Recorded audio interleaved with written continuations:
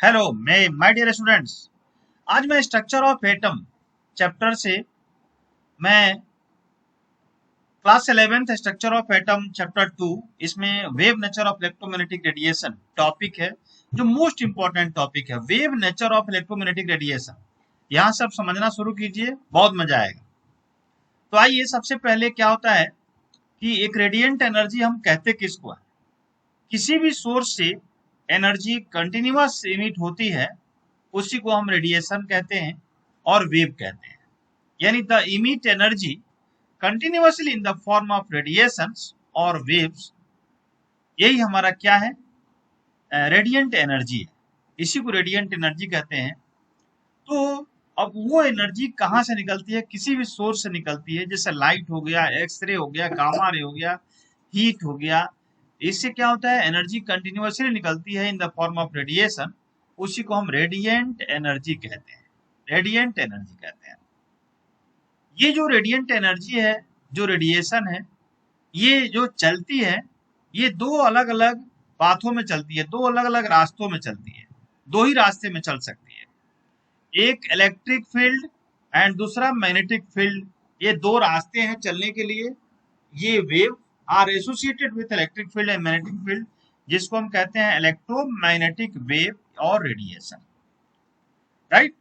अब ये radiations electric field और मैग्नेटिक फील्ड में ही चलती हैं। ये जितने इलेक्ट्रोमैग्नेटिक रेडिएशन है, वेव है, travel with velocity of light, लगभग इसके करीब माना गया है। जो लाइट की वेलोसिटी है 3.0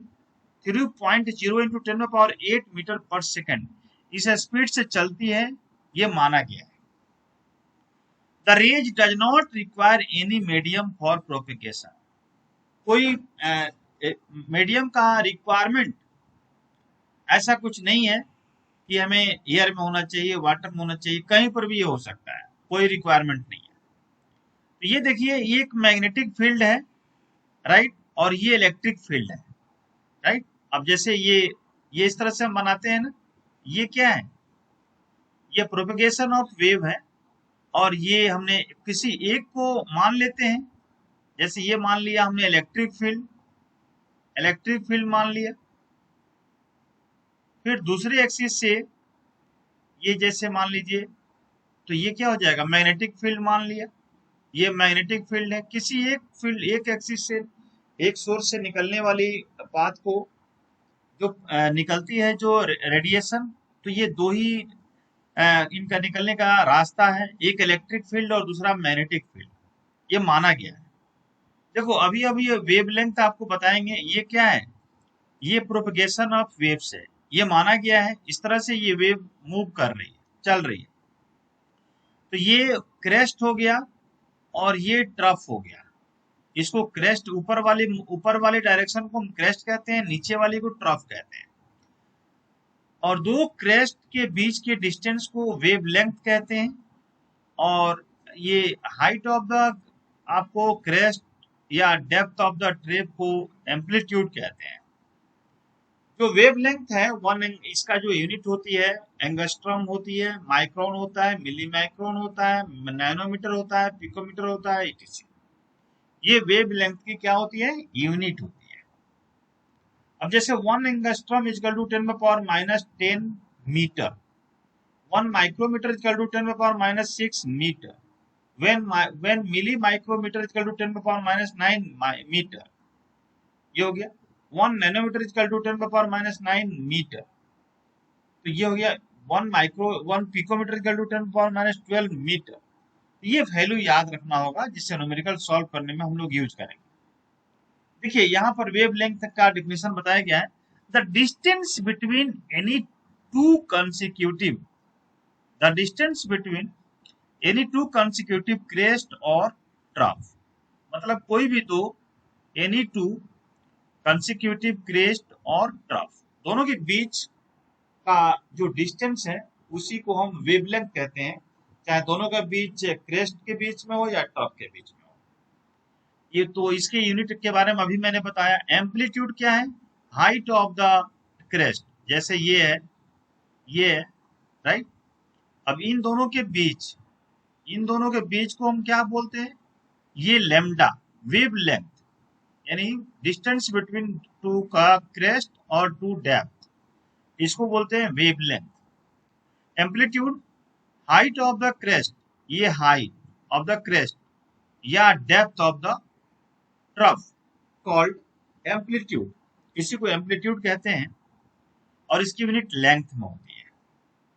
फ्रीक्वेंसी, फ्रीक्वेंसी होती है number of waves, number of waves pass through ये पॉइंट इन 1 सेकेंड, एक सेकेंड में कितना वेव जा रही है, एक सेकेंड में number of wave called frequency, जिसका रिप्रेजेंटेड करते हैं न्यू से, न्यू, ये न्यू बोलते हैं, इस तरह से न्यू लिखते हैं, ये न्यू, ये हो गया फ्रीक्वेंसी। अब आइए velocity, linear distance traveled by the wave in 1 second, linear distance traveled by the wave in 1 second, एक सेकंड में कितना ट्रेवल किया उसको वेलोसिटी कहते हैं और ये c और v से रिप्रेजेंट करते हैं, यूनिट मीटर पर सेकंड होता है। वेव नंबर यानी number of wave length which can be associated in 1 centimeter length, 1 centimeter length along the direction of propagation, जैसे ये अब 1 सेंटीमीटर में हमने यहां से यहां तक 1 सेंटीमीटर मान लिया, होता नहीं बट मान लिया, 1 सेंटीमीटर में कितने वेव, नंबर ऑफ वेव, उसी को हम बोलते हैं वेव नंबर और इसको रिप्रेजेंट करते हैं नू बार, नू बार, नू बार, नू बार, बार, इसको ऐसे लिखते हैं नू बार, राइट। तो इसी को हम कहते हैं वेव नंबर यानी number of wave which can be associated in 1 centimetre length, ऐसा यूनिट पर मीटर होता है और पर सेंटीमीटर होता है, इसी को वेव नंबर कहते हैं।